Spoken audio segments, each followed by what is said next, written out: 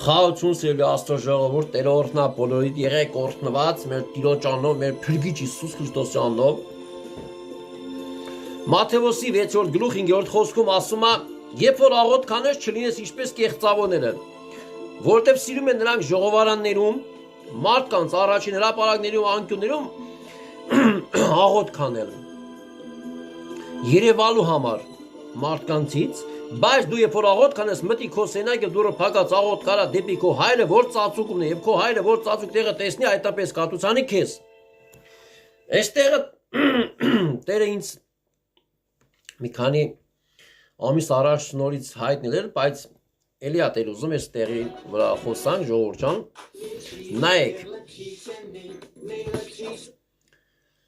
բազում տեղեր Աստվածաշունչը ասում է, որ աղոթք քարեք, անդադար աղոթք քարեք եւ այլ աղոթքեք։ Աղոթքը շատ կարեւոր է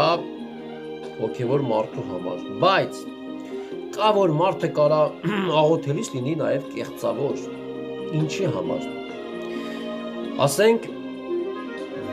մարդը աղոթա, մարդկանց առաջին երևա աղոթքի մարդ, աղոթող, բայց ինքը իր ծածուկ կյանքի այդ աղոթքի սենյակը չունենա,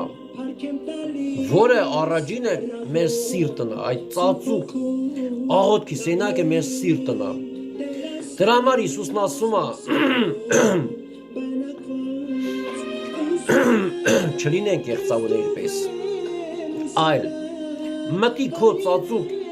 աղոթքի սենյակը, ծածուկում աղոթա քո հորը։ Այսինքն ուզում ասա, ով է քո ծածուկ սենյակիդ հայրը։ Մարդկանց առաջին մենք կարանք աղոթք քարենք Երևան աղոթքի մարդ, բայց մեր ծածուկ կյանքի աղոթքի սենյակում լինի ոչ թե հայր Աստված, այլ չգիտես ինչ հայր եւ ինչ Աստված։ Ասում նայա, ով է քո հայրը,